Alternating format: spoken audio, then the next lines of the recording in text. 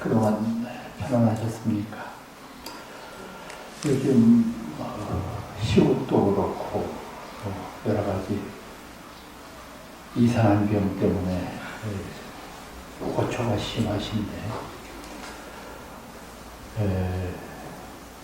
언젠가는 이 고비도 넘어가겠지만 지금 현재 우리 사회의 여러 곳이 너무 어렵고 힘들기 때문에 더욱더 저희 불자들의 분발이 요구되는 그런 시점이라고 생각을 합니다.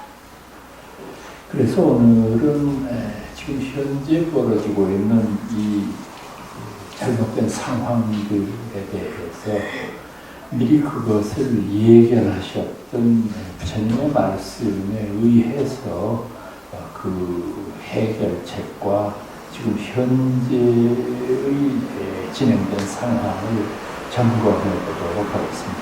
그래서 오늘의 주제는 부처님의 예언, 이런 주제로 말씀드리도록 하겠습니다.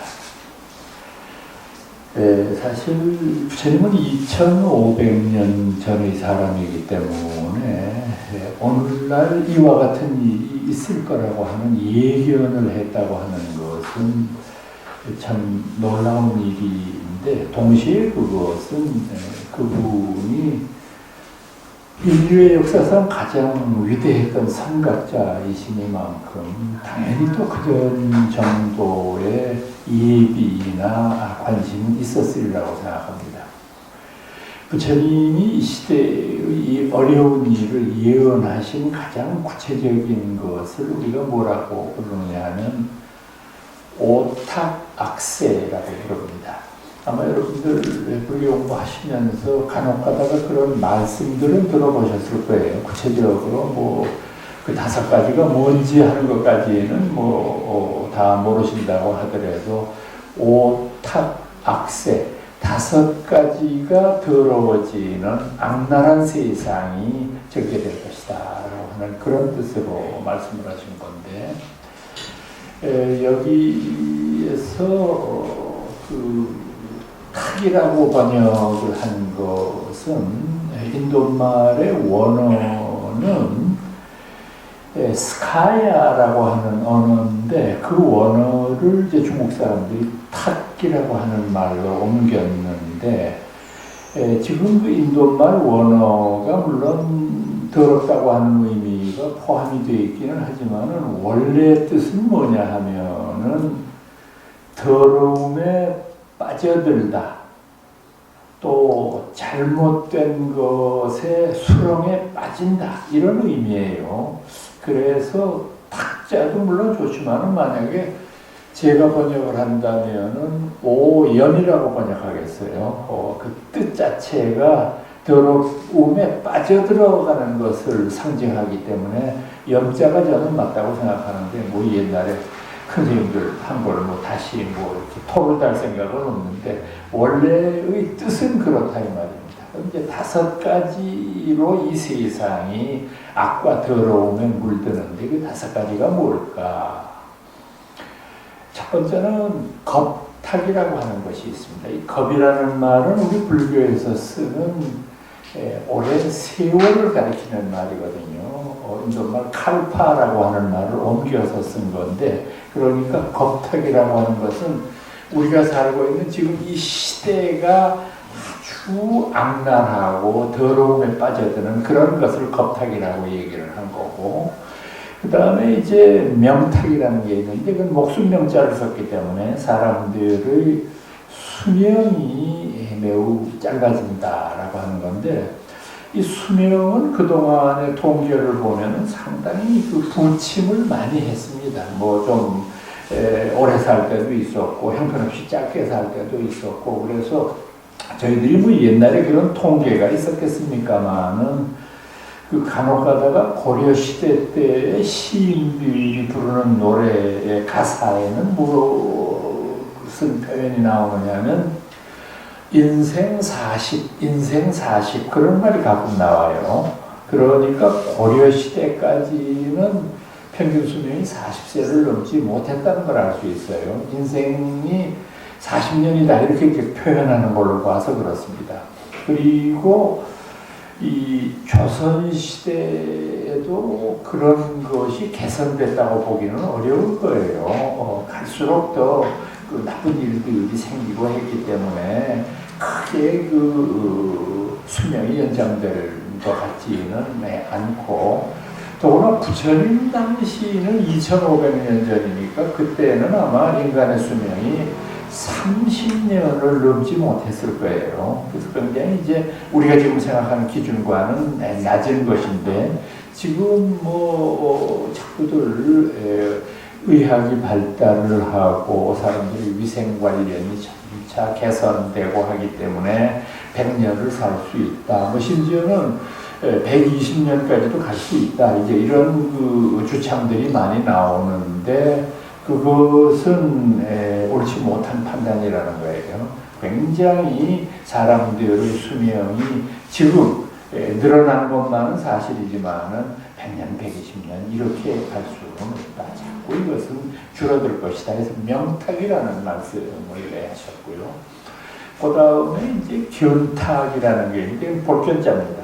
그래서 그거는 이 시대를 살아가는 사람들의 견해가 엉망진창으로 바뀐다. 좀 더 구체적으로 말씀드리면 부처님이 뭐라고 하셨느냐면, 진리 아닌 것을 진리라고 착각하는 사람들이 횡행하는 사회가 바로 견탁이다. 요즘하고 비슷하잖아요. 완전히 잘못된 걸 갖다가 끝까지 자기는 옳다고 주장하는 그런 것을 얘기하고, 네 번째가 이제 번뇌탁이라고 하는 건데, 그 번뇌탁이라고 하는 것은 인간이 가지고 있는 가장 그 기본적인 잘못된 탐진치가 굉장히 극성한 것을 지금 말씀드린 번뇌탁이라고. 다섯 번째 마지막이 중생탁입니다. 이 중생이 물론 어려운 이 생각과 잘못된 판단을 하고 살아가는 게 중생이지만 더 심해진다는 거죠. 이 오타 악세에 들어들게 되면은.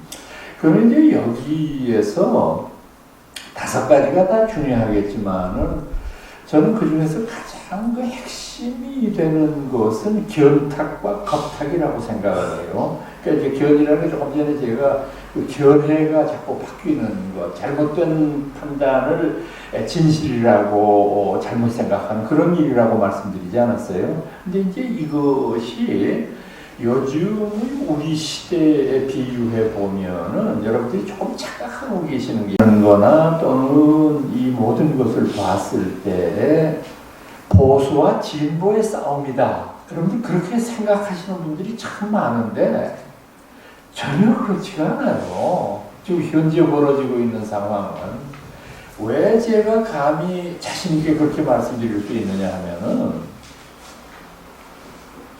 보수라고 하지만 보수라고 부르는 사람들의 마음속에는 개혁의 의지가 있어요. 개혁해야 된다고 생각하죠. 보수도. 단지 보수의 색깔이 좀 진할 뿐이지, 보수하는 사람은 무조건 개혁에 반대하는 사람들이다.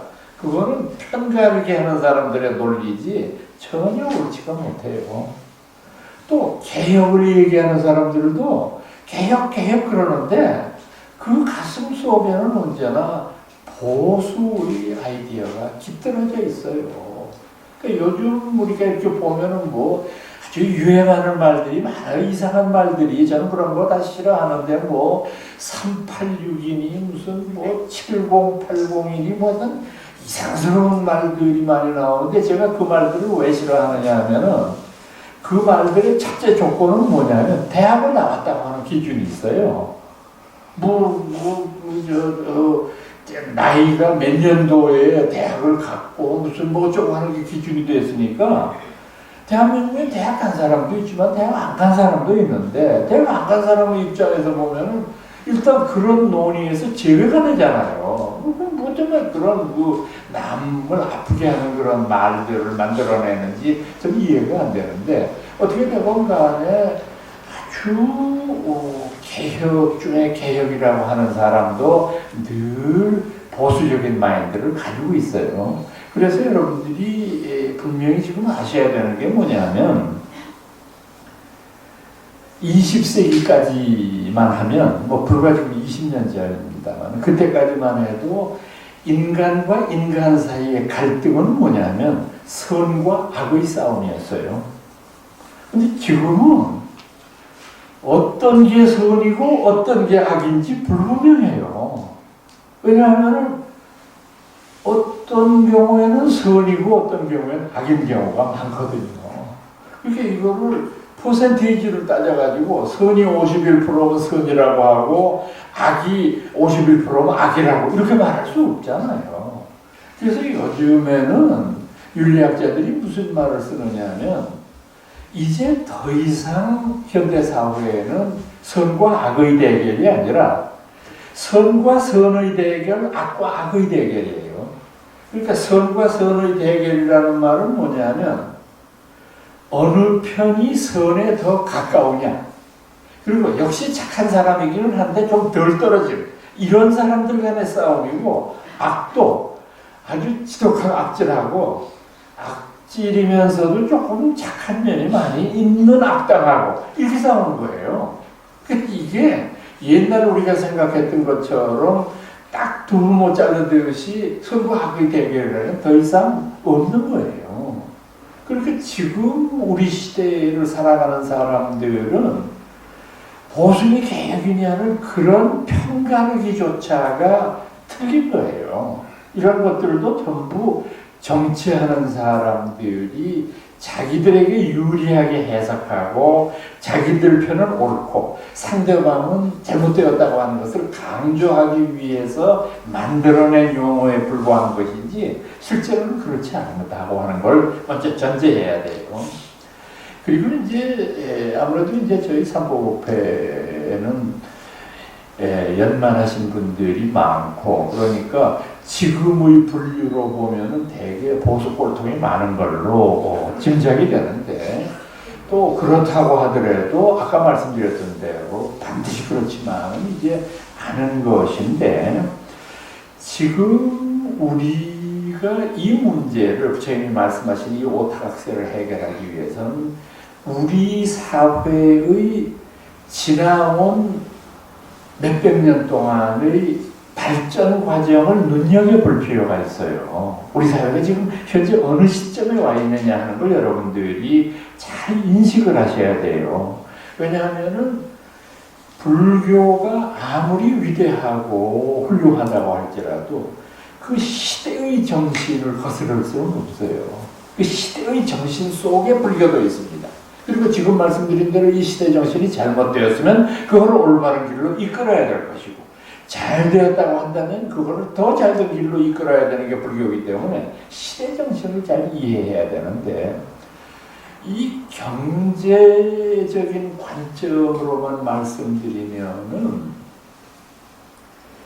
한국의 50년대, 60년대는 정말 비참하다 못해서 세계의 최빈국이었습니다. 가장 가난한 나라였습니다.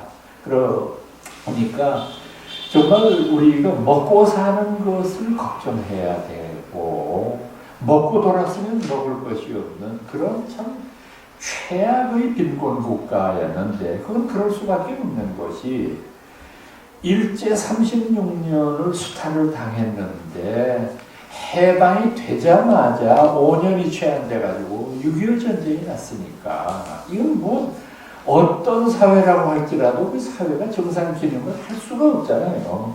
그러니까 이 가난이 60년대까지 이어지는 참 불행한 현대 한국사가 전개가 됐는데 이때 집권한 사람이 박정희라는 사람이에요. 물론 그 이전에 이승만이나 또는 장면 같은 사람들이 있었기는 했지만 그때 뭐 전혀 그 사람들조차도 지금 정신을 차릴 수 없을 정도가 대한민국이었으니까 그래서 박정희가 집권을 하는데 여러분들도 마찬가지예요.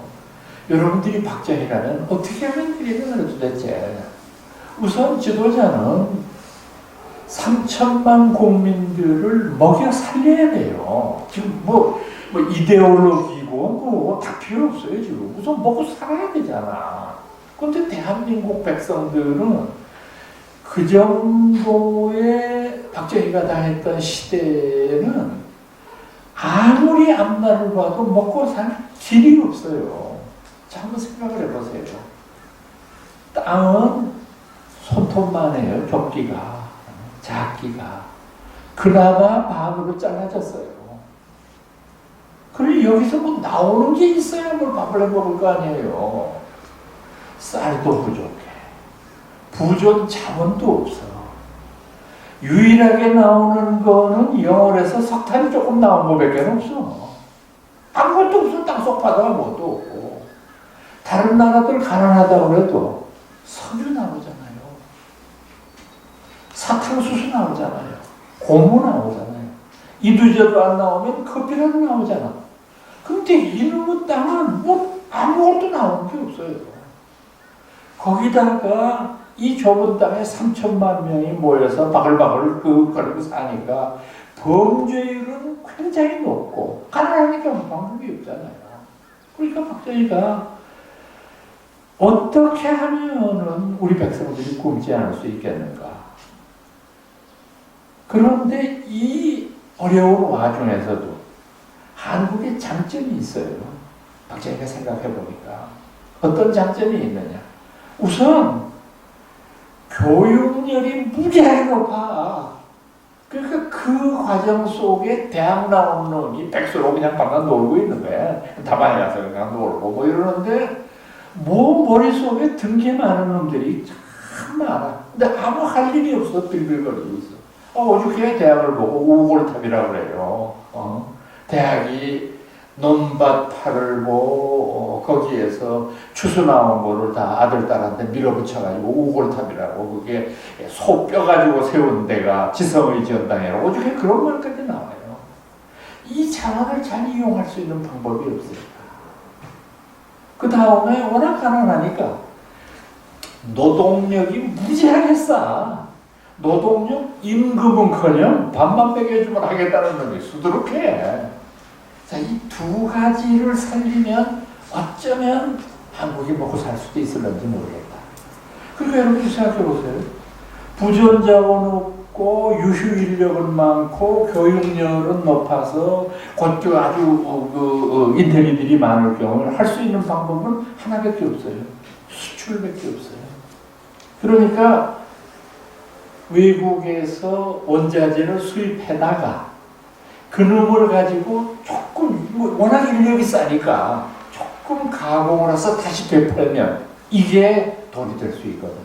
그래서 일본 사람들한테 전쟁 보상금 받았던 걸로 포항제철 짓고 뭐 이제 쇠를 거기서 나오게 되는 게 이제 중공업이나 화학 쪽으로 국가에서 투자를 하면서 어떻게 하든지 수출만이 살 길이다. 그래서 수출 입국을 내걸게 됩니다. 한국 사람들이 부지런하고 손재주도 많고 그러다가 보니까 예상대로 괜찮게 진행이 됐어요. 아주 가난한 나라지만 그래도 수출이 어느 정도씩 이렇게 되니까 한국 사회가 조금씩 펴져가지 않아요. 그러니까 박정희가 집권한 것이 1961년이거든요. 그리고 경제개발 5개년 계획을 척태로 시행하는 것이 1962년이고요. 그걸 2차, 3차까지 계속했으니까 15년 동안을 계속해서 경제개발 5개년 계획이라는 걸 추진했으니까 62년에 시작해서 77년까지 이제 진행이 됐네요. 그 경제개발 계획이. 제가 가만히 보니까 수출은 어느 정도 궤도에 올랐는데 이 수출하는 우리나라의 업체끼리 다투는 거예요.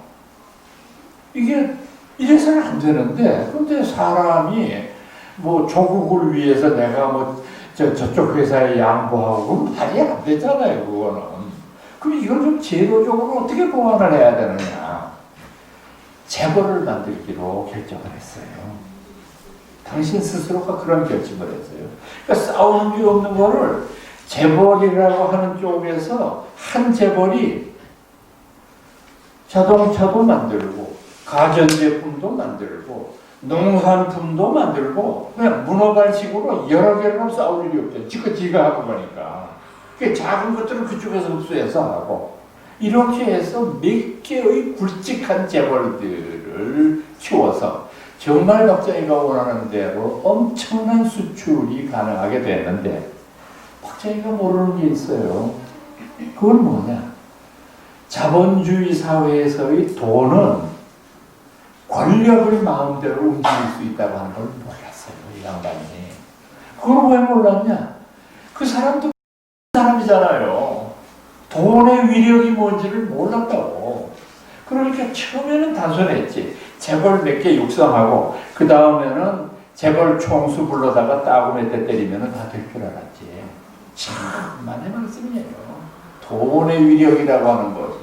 그러니까 이제 여기에서 서서히 박정희에 대한 반발의 기류들이 싹트기 시작했어요. 그래, 당신이 먹고 사는 문제 해결해주고 고맙다. 참 당신은 우리의 은인이다. 그런데 지금 모든 세계가 민주주의를 하고 있는데 당신 혼자 지금 뭐 하는 짓이냐. 삼성 개헌하고 뭐 유신헌법 만들고 아무리 우리가 도리라도 머리가 나쁜 사람이라도 그럼 김일성이하고 다른 게 뭐냐 우리가. 우리는 그래도 6.25 때 자유민주주의를 소화한 나라야. 그럼 당신도 흉내라도 내야 될 거 아니야. 그 독재에 대한 비판.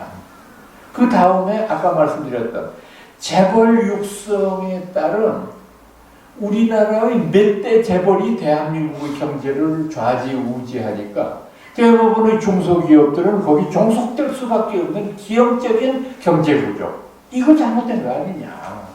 그러니까 이제 서서히 대한민국에 좌파가 생겨나기 시작합니다. 이걸 비판하는 건 좌파거든요. 그리고 무조건 그냥 박정희는 옳다. 이렇게 얘기한 사람들은 우파고. 이렇게 되다가 보니까 서서히 대한민국 내 공론이 분열되는 과정이 진행되고 있지 않습니까? 자, 그러다가 여러분 보시다시피 박정희가 비참하게 최후를 마치고 그 다음에 이른바 삼김시대가 열렸고 그러다가 또다시 전두환의 쿠데타가 성공하고 노태우까지 군부 정치가 다시 이어지고 이제 이런 그 와중에서 조금 전에 제가 말씀드렸던 민주주의와 재벌 개선이라고 하는 이 화두는 10년 또 뒤로 갈 수밖에 없었죠. 그래서 그냥 뭐 보통 그 먹고 사는데 걱정 없는 그냥 일반 국민들이야. 사실은 그래요. 이런 말 해서는 안 되지만 전두환이 가건 김영삼이 가건 김대중이 가건 그게 그거지 뭐 그게 큰 문제되느냐 이렇게 생각하고 넘어가 버리지만은 대한민국의 흐름으로 보면은 이건 참 안타까운 일이었는데 그 안타까운 일이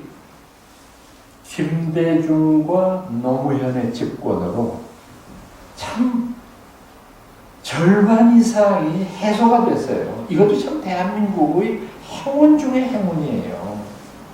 무슨 말씀이냐면 계속해서 이게 노태우 지나고 난 다음에 김영삼으로 시작해서 계속해서 이어진다고 하면은 어떤 결과냐 하면은 경상도 사람들이 50년 동안 독식을 하는 그런 결과가 되잖아요.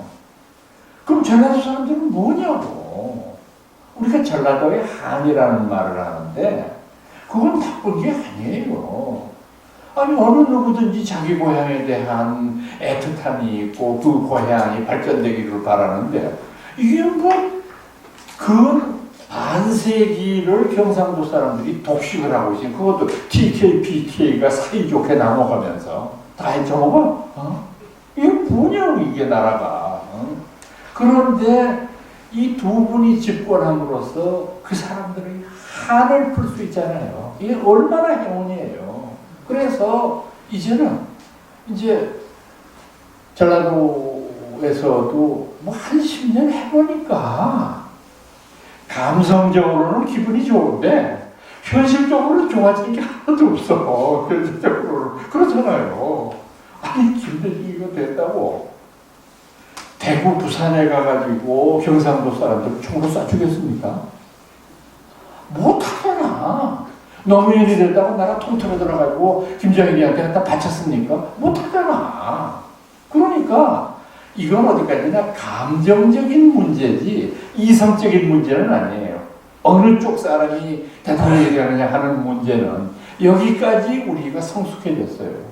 그러니까 이제는 꼭 우리가 개선해야 될 문제가, 글쎄 저는 제 혼자의 생각인지는 몰라도 저는 전라도에서 한나라당으로 당선되었던 이정현 같은 사람, 대구에서 민주당 깃발을 가지고 국회의원이 됐던 김부겸 같은 사람, 정말 저는 위대한 사람이라고 생각해요. 여러분들이 그쪽 지역의 정서를 요만큼이라도 이해한다고 하면 그건 불가능한 일이에요. 제가 늘 말씀드리지 않아요. 여러분들이 제가 이렇게 말씀드리면 다 공감해요. 아, 참 당신 말이 틀리지 않다. 그런데 투표장에 가면 전라도 사람들은 전라도 찍어요. 경상도 사람들은 끝이야. 그걸로. 제가 늘 얘기하는 거 아니에요. 아니 세상에 목포에서 김대중의 지지가 투표를 함을 까니까 99%야. 이게 나라냐고. 이북에서도 김정은의 지지가 90%까지 안 나와. 그러니까 이거는 뭐 아무런 이성적인 판단 없이 그냥 우리 고향 사람 찍는 게 그냥 습관이 되어 있으니 이 두 사람이 왜 위대하냐 하는 걸 여러분들이 인식하셔야 되고, 이제는 이제 다행히 한 사람씩 나왔으니까 이제 다음번 선거 때는 한 10명쯤 나오고, 그렇게 해서 비등비등하게 이 어떤 그 당의 색깔을 고향으로 결정짓는 이런 일만 없애면 참 희망이 있는 거라고 생각을 해요. 자, 그래서 아까 말씀드렸던 대로 우여곡절 끝에 우리가 먹고 사는 문제를 해결했는데, 그 다음에 이제 3차 산업혁명이라고 부르는 것이 컴퓨터인데, 이 컴퓨터라는 게 요물이에요. 참 어려워요. 이걸 그냥 뭐 깊이 들어가 보지도 않았지만 들어가면 들어갈수록 무궁무진해요. 그리고 제가 이렇게 살펴보니까 노인들은 컴퓨터를 못하거든요.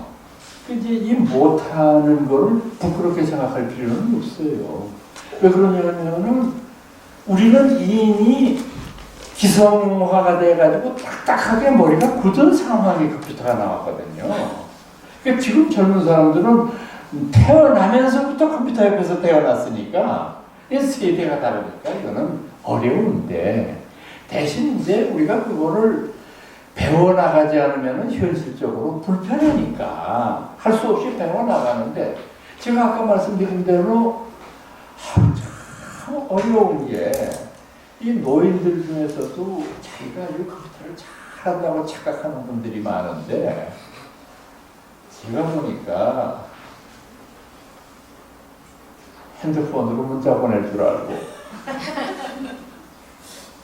카톡 가지고 카톡방에 들어가서 뭐라고 주저거리고, 오늘 점심 먹었는데 요런 맛있는 게 있더라 사진 찍어 올리고, 그거 하면 아주 굉장히 잘하는 걸로 착각을 하세요. 그거는 컴퓨터를 잘하는 게 아니거든요. 아주 잘한다고 제 친구 중에서 자부하는 사람들이 있는데, 조금만 비틀면 그때부터 더듬어요. 지금 제가 얘기했던 그런 거를 조금만 비틀면. 근데 젊은 사람들한테는 그건 일도 아니죠. 그때 우리한테는 엄청 힘들어. 몇 가지만 예를 들어 드릴 테니까 여러분들 공감하실런지 모르겠어요. 얼마 전에 코로나가 일어나기 직전인데 어느 스님이 전화를 해가지고 무슨 뭐 출판 기념회를 하는데 와서 축사를 좀 해달라. 평소 친하게 지내는 사람인데, 아 근데 왜 지방까지 그 내려가기가 좀 겹치고 그래서 참 못 가겠다고 정중하게 말씀을 드리고는, 아니 미안하잖아. 그래서 뭐 화분이라도 하나 보내야 되겠다. 그래서 꽃집이라고 썼는데 검색을 들어갔어요. 그 들어가 보니까 출판 기념회인데 크게 3단 이런 것보다는 좀 품이 있는 동양란이라도 하나 보낼까 싶어서 뒤져보니까 8만 원짜리도 있고 10만 원짜리도 있어요. 아유 됐다. 그 밑에 뭐라고 썼느냐면 회원에 가입하시면 8만 원을 4만 원에 주고 10만 원을 5만 원에 준다 이거예요. 그럼 내가 미쳤어. 회원 가입해야지. 그래서 회원 가입에 들어갔어요. 회원 가입이면 인적사항 쓰고 어쩌고 하는데 나이가 나와요. 나이를 쓰라고. 그 요새 사람들은 왜 이렇게 컴퓨터로 그렇게 그냥 내가 나이 쳐놓으면 되잖아. 근데 그렇게 불편하게 만드는지 몇 년생에서 쭉 나와. 그걸 이제 보고 내 나이에 찾아 들어가야 되는데 70세 이상은 없어. 나이에 69세까지가 없는 거야. 환장했다 이거. 아니 그러면 이런 놈은 꽃도 못 보내란 말이야. 좀 난감하대. 그렇다고 해서 이게 10만 원 주고 사기는 아깝고 속상하잖아. 참 좋으냐. 묘안을 생각했어. 아들놈 걸로 하는 거야. 꽃 사는데 무슨 놈 내가 사다 아들이 사고 그래서 아들 넣었더니 카드를 하래. 근데 내가 아들 카드가 뭔지 알 수가 있나. 그래서 내 카드로 했거든요. 그 다음에 다시 떠요. 공인인증서를 보내려나? 이게 정말 귀찮게 만드네 정말. 그 생각을 해보니까 공인인증서를 내가 한 번 은행에서 냈던 것 같아. 왜 냈는지는 내가 기억이 없고 하여튼 공인 받은 것 같아. 그래서 그 은행의 홈페이지에 들어가서 찾아보니까 있어. 아이고 근데 그 밑을 다시 자세히 읽어보니까 공인인증서는 유효기간이 1년이래. 그럼 나는 어떡하냐? 새로 내라 이거야. 이제 그때부터 짜증이 나기 시작한 거야. 아니 내가 꽃 하나를 이게 못하는 이게 정말 짜증이 나는 거야. 그래서 그거를 여태까지는 제가 10여 년간에는 대개 비서를 시키든지 애들을 시키든지 하면 저는 그냥 가만히 손바닥만 까딱하면 그랬는데 이제 제가 그걸 다 해야 되니까 못하니까 짜증이 나기 시작하는 거예요 지금부터는. 그러니까 컴퓨터가 왜 이렇게 노인들을 골탕 먹이기로 결정을 했냐 이게 좀 쉽게 살면 되잖아. 왜 이렇게 어렵게 하느냐. 그래서 참 컴퓨터를 다룬다고 하는 것이 어려울 뿐만 아니라 그에 관련된 노하우를 분명히 제가 가져야 되는데 이게 말은 쉬운데 사실 제가 그래서 그거를 컴퓨터 학원에 등록해가지고 14살 먹은 애들하고 같이 배운다. 이게 쉽지 않아요. 말은 쉬운데 그 다음에 저희 같은 끈기 가지고는 간지 사흘도 안 돼서 나와. 못한다고 뭔 소리인지 모르니까. 그러니까 아예 그냥 이대로 살자. 그러니까 여러분들 이대로 사는 것에 관해서 왜 우리처럼 컴퓨터를 잘 못하는 사람도 우리 사회에 필요하냐 하면은 이 사회에서 컴퓨터만 잘하는 것으로 모든 것이 해결되는 것이 아닌 것이 있거든요. 이 사회에는 컴맹이 필요한 데가 분명히 우리 사회에 있는데 예를 들어서 말이에요 여러분. 우리 같은 노인들이 텔레뱅킹을 한다. 아니 그거 진짜 쉬워요. 해서 어디 은행 가서 이렇게 할 일도 없고 그냥 앉아서 부조도 쉽게 보내고 등록한 카드 가지고 살 수도 있고 뭘만지 다 하는데 우리 같은 노인들이 텔레뱅킹에서 뭐 하게 해요? 아니 그 시간 있으면은 킬링 타임을 해야 되니까 은행에 가야지. 그렇잖아. 가면 집에서 나가서 가는데 한 30분 걸려. 그래서 또 기다릴수록 좋아. 어때? 앉아있으면 커피도 있지, 시원한지, 앉아 놀아. 그러다 몇 번 손님 부르면 가가지고 수작도 하고 떠들고 해서 종이 떠들고 여기다 좀 써주시오. 그래가지고 해가지고. 아니, 사람이 그것도 바쁘고 뭐 이런 경우에가 문제지. 우리같이 할 일 없이 시간만 죽이는 사람들이 뭘 그렇게 컴퓨터를 꼭 박식하게 해야 되냐고. 그럴 필요 없잖아요. 그냥 그대로 살자고. 옛날처럼 이렇게. 그래도 누구 뭐라는 사람은 없으니까. 그래서 이 컴퓨터라고 하는 용어물 때문에 지금 여러분들하고 제가 굉장히 불편하게 사는 건 사실인데, 그렇다고 해서 못 사는 건 아니거든. 그러니까 상관없어요. 지금은 어떤 시대냐? 4차 산업혁명이라고 하는 건 어려운 말을 많이 쓰지만은 여러분 머릿속에 넣어놓으세요. 인공지능이에요. 지금은 다른 거 없어요. 인공지능이거든요. 이제 그 인공지능 하면은 여러분들 아마 머릿속으로 먼저 알파고가 먼저 떠오를 거예요. 그러니까 이세돌이를 박살낸 컴퓨터 이제 이렇게 해서 여러분들이 머릿속으로 기억을 하시는데, 지금 세계의 유선 IT 산업들이 예를 들어서 구글이라든지 아마존이라든지 시스코라든지 이런 이제 굴지의 회사들은 전부 인공지능에 올인을 하고 있습니다. 인공지능을 가지고. 지금 현재 여러분들 보세요. 지금 우리도 모르는 사이에 인공지능이 의료계에 얼마나 많이 침투해 있습니까? 옛날 같으면은 이게 관상동맥이 막혀서 그거를 뚫으려면은 개복 수술을 할 수밖에 없었잖아요. 세상에 뚫고 그 다음에 혈관을 드러내가지고 그것을 뚫기, 이거 얼마나 힘들고 위험한 작업이에요. 지금 로봇이 다 하잖아요. 그 사람은 앉아가지고 컴퓨터 게임하고 그렇게 장난치고 그거 가지고 뭐, 그러니 얼마나 이런 일들이 수월해집니까? 그뿐이 아니에요. 모든 의료 분야에서 앞으로 더욱더 의료 분야에서 이 인공지능이 활동할 무대는 어디냐 하면은 영상의학입니다. 우리가 MRI나 또는 다른 그 아주 중요한 부위들을 세밀하게 측정을 하는데 그 엑스레이 사진을 판독하는 일을 하잖아요. 이걸 의사들이 하잖아요. 근데 그거를 컴퓨터가 하게 되면은 훨씬 낫다고 보는 거죠. 틀릴 확률이 없으니까 컴퓨터는 잘못될 수 있는 게 어떻게 이 분야에서 활동을 할까. 그리고 아까 말씀드린 이런 IT 기업들이 자기들이 주 전공으로 삼는 분야가 다 다릅니다.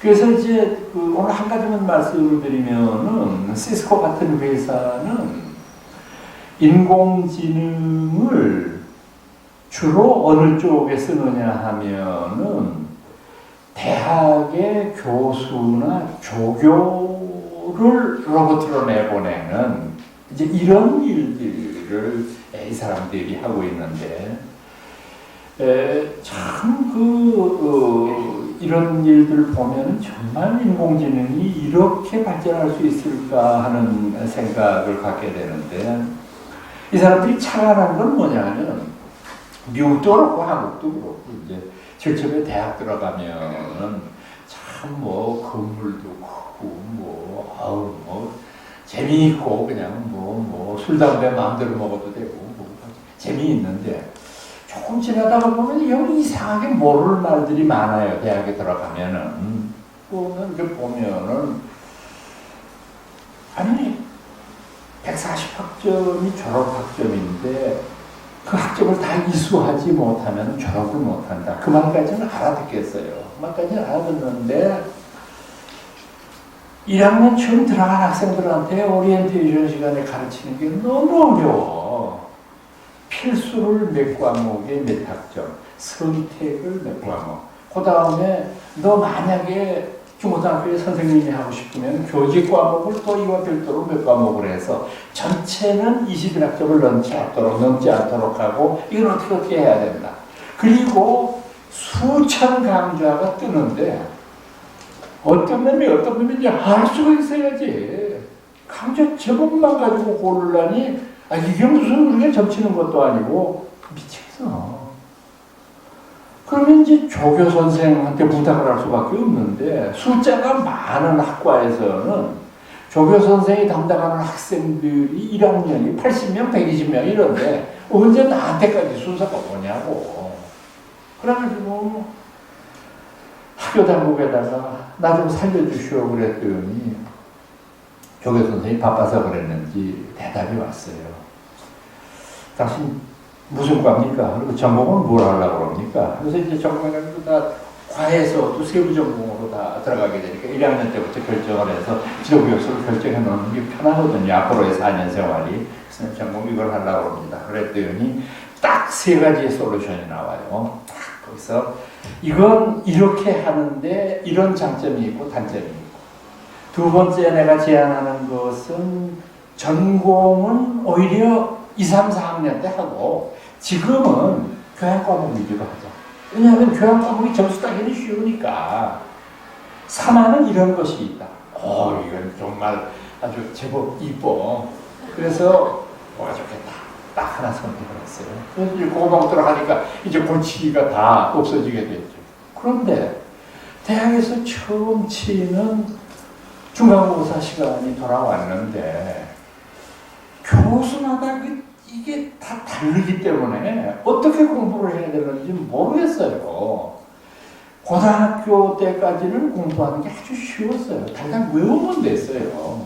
선생님이 강조한 거를 따로 쓰고 외우면 됐는데, 저도 이제 여러분들한테 그 농담 말씀을 드렸지만은 제가 현역 교수였을 때 제 시험 문제는 동국대학에서 아주 더럽기로 소문이 나 있었어요. 제 문제는. 그러니까 이제 예를 들어서 제가 내는 시험 문제는 이런 것이에요. 원광법사의 세수 5개 가운데 살생유택이라는 게 있다. 그런데 우리 불교의 5개에 보면은 불살생이라는 게 있다. 출가적은 재가적은 산 목숨을 죽여서 안 된다고 그러는데 원광이 부처님이냐? 산 목숨을 죽이되 가려 죽이라? 이게 무슨 소리냐? 이게 도대체. 지금 이 원광의 세소 5개를 비판적 관점에서 논술하라. 책 노트 옆에 싸는 거 다 봐도 된다. 그건 없다는 얘기. 옆에 보면 책 봐도 못 봐도 그렇게 쓰는. 자, 여러분들 여태까지 나한테 열심히 배웠는데 삼국유사와 동사강목의 역사의식을 비교 논술하라. 환장하잖아. 어떻게 쓰냐고 이걸. 동사강목이 뭔지, 삼국유사가 뭔지. 옛날에는 안정복 동사강목, 일양 삼국유사, 그거만 외우면 되는데, 이게 무슨 역사의식? 역사라는 말도 어렵고, 의식이라는 말도 어렵고, 옆에 놈은 뭘 안지 따닥따닥 쓰는데, 미치겠어, 정말로. 그래서 다시 조교 선생한테 그랬어요. 선생님, 제가 과목을 이렇게 쳐야 되는데 매우 미안하지만은 제가 수강 신청한 과목의 교수님들의 성향과 어떻게 공부를 해야 될지 좀 이게 견해가 안 된다면 좀 알려줄 수 있습니까? 해드리겠습니다. 그러더니 내가 신청한 7과목에 대해서 지난 3년 동안에 그 교수가 기말고사, 중간고사에 출제했던 문제가 다 나와요. 그 다음에 이 양반의 습성까지 나와요. 이 김 교수는 그 쓰여진 거가 맞고 틀리고에는 관심이 없는 사람이다, 이 사람은. 당신이 얼마나 논리적으로 이거를 전개하느냐만 보는 사람이니까 모르는 문제가 나왔다고 해서 당황하지 마라. 당신이 아는 문제 쓰면 돼. 대신 기승전결 딱 맞춰서 쓰면 A야. 나온 문제 안 썼다고 D나 E 받을 것 같지 않은 거예요. 그러니까 김 교수는 그거 조심. 이 교수 과목은 그건 필요 없어. 그 사람은 글씨 깨끗한 것만 좋아해. 글씨 더럽게 쓰면 깜짝이야. 그 사람은 글씨 정자로 깨끗하게 쓰고 한문 노출시키고 그게 좋아한다. 그 사람. 그러니까 이게 시험 공부에 7, 80%를 한 거나 다름이 없잖아요. 이걸 배우니까. 그래서 기말고사까지 그렇게 치니까 정말 그 무서웠던 대학 학기가 잘 끝났어요. 그래서 내가 아무리 학생이지만은 이 조계선생한테 그냥 있을 수 없다. 그래서 다시 문자를 보냈어요. 선생님, 언제 한가 하신 날 내가 점심 공양을 대접을 할 테니까 점심 때 좀 나오시오. 거기 다시 또 답장이 왔어요. 사실 제 신분이 조교이기 때문에 학생한테 밥을 얻어먹는다는 건 조금 부적절한 것 같습니다. 더군다나 제가 지금 교수가 되기 위해서 신청을 해놨는데, 승진 신청을 해놨는데, 혹시라도 학생한테 밥 먹었다 이런 소리가 나오면 내가 이게 좀 곤란할 수도 있으니까 양해해 주십시오. 그럴 듯해. 좋습니다, 선생님. 그러면 밥은 그만두고 커피 한 잔을 할 수 있지 않습니까? 커피 한 잔 합시다. 그때 좋습니다. 약속 좀 해서 나와서 가보니까 요만한 로봇가 앉아있어. 그놈이 여태까지 다 했던 거야. 응? 이 로봇이 전부 다 학생을 지도를 했던 거야. 기절을 어떻게, 야, 자네가 했냐? 내가 했습니다. 야, 정말로 세상 종사 참 어떻게 이런 세상이 있느냐. 그러니까 지금 이 확대되는 인공지능이 어디까지 갔는지는 아무도 몰라요. 벌써 2년 전인데 동대학에서 4차 산업혁명과 불교라고 하는 우리 학술회의가 열려서 갔었어요.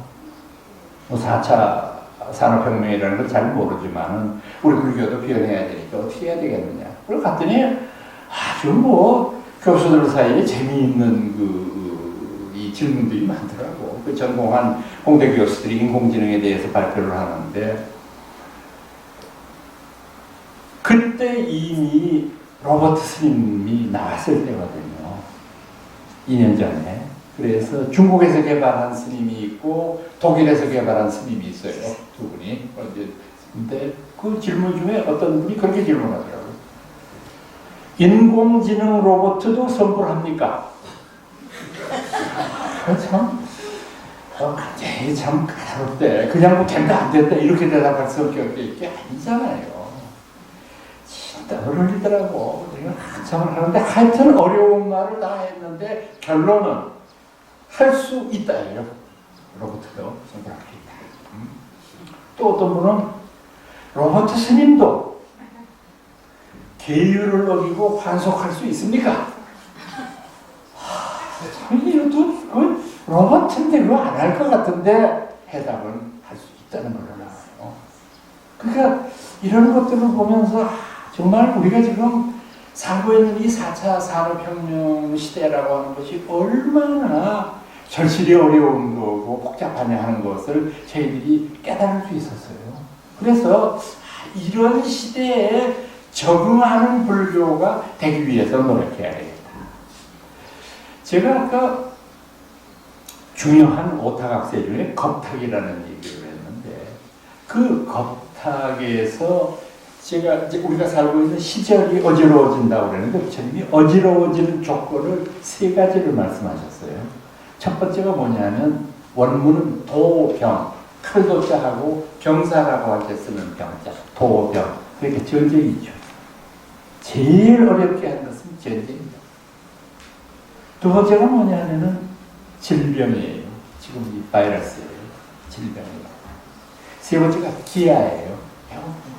도저히 먹고 살 수가 없는 지경까지는 이 3가지가 겁탁의 특징인데 그 중에서 이 어른이 예언하신 질병이라고 하는 것이 지금 퍼져나가는 것을 보고 전율을 금할 수가 없어요. 이 양반 어떻게 이런 아이디어를 낼 수가 있을까? 눈에 보이지도 않는 이 바이러스 때문에 세상에 미국이나 일본 같은 그런 선진국들도 쩔쩔매잖아요. 어떻게 할지를 모르잖아요. 그리고 더욱더 기가 막힌 거는 지금의 우리가 깨끗하게 해결된다고 해서 해결되는 게 아니잖아요. 아프리카 토인까지 걸리지 말아야 되는데 이게 불가능한 것 같이 보이잖아요. 지금. 그러니까 미국 학자들도 지금은 조심스럽게 하는 말이 완치는 불가능하다. 그러니까 걸리되 죽지 않는 방향으로 가는 수밖에 없다. 그러니까 독감에 치료제가 없듯이 지금 뭐 금년 말까지 백신이 나온다고 그러는데 백신 나오면 그 다음에는 또 더 나쁜 놈이 나오는 거야. 그럼 어떡하냐고 이거를. 그렇다고 안 만들 수도 없고. 그러니까 그냥 같이 사는 수밖에 없다. 이렇게 우리가 철량할 도리밖에 없는데 얼마나 무서운 우리들의 과거냐. 그러니까 에이즈나 사스나 지금 또 벌어지고 있는 이런 코로나나 이 모든 것들은 넓은 의미로 보면 인간이 저지른 업보예요. 업보입니다. 우리가 너무도 잔인하게 짐승을 죽이고 너무도 잔인하게 환경을 파괴하고 그렇잖아요. 넓게 보면 우리가 자연의 일부로서 평범하게 사는 것이 아니라 자연을 훼손한 주범이었으니까 이게 바로 오늘과 같은 결과로 나타나는 것이 아니냐. 그래서 아까 말씀드렸던 대로 이 겁이 어지러워지고 이 겁이라고 하는 것이 불편해지는 이유 때문에 앞으로 우리가 사는 시대 그리고 앞으로 살아가야 할 시대에는 참 어렵고 힘들 것이다. 이렇게 말씀했던 거죠. 그 다음에 제가 중요하게 생각하는 것은 앞서 말씀드렸던 볼견자를 썼던 견탁이에요. 견탁인데 그 표현 말씀이 참 재미가 있잖아요. 견탁의 시대에는 진실 아닌 것을 진실이라고 착각하는 사람들이 한층의 시대다.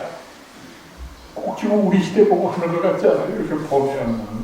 뭐, 우리가 그냥 상식적으로 판단해 보면은 있을 수 없는 일들이 지금 우리 주변에서 횡행하고 있거든요. 많이 벌어지고 있고.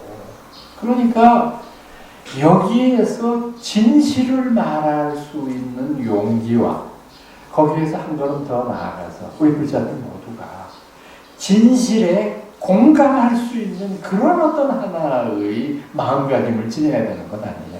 그런데 불행하게도 지금 모든 조직들은 편가르기에만 치중해 있고 이 편가르기라고 하는 것 속에 감추어진 어떤 진실을 말할 용기를 상실하고 있다. 저는 오늘 여러분들한테 참 이런 말씀을 드리기는 불편하기는 한데 지금 우리나라는 여러분들이 저하고 똑같이 느끼시는지 몰라도 기독교 국가예요. 뭐 무슨 별명도 소용이 없어요. 자, 코로나 사태 나서 여러분들 한번 생각해 보세요. 대규모 집회 금한다. 대규모 집회한 데가 교회 외에 뭐가 있습니까? 신천지 빼놓고도 여의도에서 뭐 3분의 1로 예배를 조정했다는데 5,000명이 가셨더라고. 우리는 지금 500명 모으려면 교회사에서도 500명 모으기 어려워요. 우리는 지금 10명, 20명 가지고 법회하잖아요. 근데 그분들은 지금 최소 단위가 1000명, 10,000명이야. 여러분 제가 늘 말씀드리는 거지만 그 교회 가는 사람들 다 바보 아니에요. 지식인들도 많이 있고요. 사회적으로 힘 있는 사람들 많이 있어요. 그 사람들이 한 달에 4번씩 간절하게 기도하면서 간절하게 기독교 왕국의 건설을 부르짖고 있는데 대한민국이 더 이상 어떻게 우리가 불교라는 얘기를 할 수 있습니까? 불교는 이제 완전히 질이 멸렬 정도가 아니라 완전히 지하로 스며들 정도의 불편한 시대를 지금 맞고 있는 거예요. 그런데 제가 왜 여러분들한테 이 말씀드리기가 불편하다고 말씀드렸냐면 우리가 기독교 국가가 되면은 나라가 더 이상 발전하거나 건전해질 수가 없다는 게 제 주장입니다. 왜냐하면 불교만이 화평이라는 얘기를 합니다만은 불교의 가장 근본은 뭐냐면 원흉이에요. 원흉. 원효대사가 하신 말씀 중에서 원흉.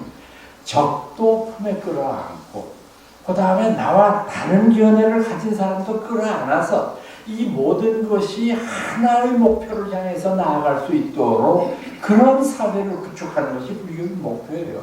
그 원흉 사회예요. 그래서 여러분들 한번 보세요. 우리나라의 지나온 역사를 보면 조선시대 유교가 지배했을 때 우리 사회가 얼마나 경직됐습니까? 완전히 모든 것이 칼날 같은 어떤 규율에 의해서 움직여졌잖아요. 그런데 신라나 고려 때 한번 보세요. 완전히 사회가 나사가 풀린 것 같잖아요. 여러분들이 느끼는 것 자체가. 그냥 노는 것도 많고, 주로 호원사 만들 때 이렇게 보면은 탑돌이 하라고 시켰더니 청춘남녀 연애나 했었고, 같은 웃기는 사회, 이거 보면은, 전혀 남녀의 자유결혼은 물론이고, 이런 것들이, 그래서, 여러분들이 보시면은, 아는 분이 많지 않으신데, 김유신 장군 고향이 경주가 아니에요. 진천이에요. 충청북도 진천. 지금도 조그마한 데지만은, 거기 고향이신 분들한테 송구스러워 주면 참 발전도 못하고 그냥 그런 데인데, 세상에 김유신이 거기서 난 거야. 그럼 경주에서 이 인간이 미쳤다고 거기까지 갔냐? 저희 아버지 김음순 장군하고 저희 어머니 천명 부인이 양쪽 집안에서 결혼을 반대하니까 두 분이 야반도주를 해서 그래가지고 고생 끝에 비피할 때를 마련한 데가 진천이야. 거기서 김유신이라는 아들임을 얻었으니 세상에 김유신 이분은 정말 대한민국의 군인 중에는 이순신과 더불어서 가장 위대한 분 아니에요. 참 정말 하늘이 내신 분인데 이런 분을 진천에까지 가서 생산했다고 하니 그 당시 신라사회가 얼마나 자유분방한 사회였나 하는 걸 알 수 있잖아요. 근데 조선사회는 오로지 4.4.3경 이외에는 안주에 없는 거예요. 그래서 예라고 하는 이름 하에서 인간을 옥조이고 철저하게 인간을 억압해왔습니다. 그리고 그것도 모자라가지고 여성에 대한 박해는 이건 극에달한 거죠. 조선시대 500년 동안에. 저는 지금도 참 유교가 그거는 나쁜 점이라고 생각하는데 이를테면 남존여기의 극치 같은 것을 보면 제사상 차리는 거는 전부 보살님들이 하고 나중에는 참석도 안 시켜 제사에 이런 이 인간이라고 이게 말이 안 되잖아요. 그래서 여러분들 그거 아세요? 기독교인이 많아진 이유 가운데 하나는 제사 안 하니까 보살님들이 다 그러니까 제사하기 싫었어요. 세상에 생각을 해보세요. 조금만 뼈대가 있는 장손집 같으면 1년 12달 동안 제사 10대 번 지내는 건 기본이야. 그렇잖아요. 우선 기제사하고 명절제사는 지금 다 지내고 있잖아요. 그것뿐이 아니라 3대 봉송이니까 제사라는 거는 할아버지 할머니 아버지 할머니 이거는 좀 심하게 얘기하면은 종갓집에서는 제사 지내다가 날새 그럼 제사는 왜 꼭 12시에 지내냐고. 귀신이 그때 온대나. 정말 자다가 몽창 두들기는 소리 하나 했네. 아니 마지못해 참석한 애들 내일 일찍 출근도 해야 되고 그런 반에 12시 넘어서 1시에 또 거기다가 음복한다고 그때 또 그 밥을 다 먹여. 1시에 밥 먹는 게 어딨냐. 이런 것은 정말 잘못된 거예요. 거기다가 소상, 대상 1년 거쳐 3년까지 발광하고 있는 거예요. 이게 뭐냐고, 이게. 이런 아주 나쁜 폐습이 우리한테 끝까지 남아있어요. 그러니까 제사라고 하는 것은 형식이 아니라 마음이잖아요. 내가 우리의 선조들에 대한 애틋한 심정을 분간이에요. 조금 심하게 말씀을 드리면, 아니 왜 백색 과일이 서쪽으로 가야 돼요? 뭔 소리야 지금? 동쪽으로 가면 가운데 있으면 어떠냐고. 그걸 가지고 트집을잖아. 거의 의뢰 같은 소리 하고 있네. 그러니까 이런 잘못된 재래의식과, 이거는 밑바닥에 뭐가 깔려있느냐면 대한민국 사람들이 좋아하는 형식주의가 깔려있어요. 형식을 참 중요시하고 본질보다도 형식을 애틋하게 생각하는. 그러니까 이런 것들이 조선사회를 500년 동안 숨통을 조여왔는데, 이제 불교가 이 시대의 지배적인 경향이 되어야만 다시 한번 그 옛날의 융통성 있는 사회를 만들 수 있다는 거예요. 그러니까 어떻게 해야 되느냐? 우리가 어떤 노력을 경주해서라도 이 시대의 불교를 업그레이드 시키기 위해서 노력해야고요. 너와 내가, 남이 아니라 이런 아주 이 시야 방위적인 안목을 가지고 왜 불교가 우리에게 소리를 하냐는 걸 여러분들이 인식하실 수 있는 계기가 되어야 된다는 거죠. 그렇게 해서 우리가 좀 더 법회의 질적인 향상을 도모하는 쪽으로 많이 발전해 나가야 되겠다는 겁니다.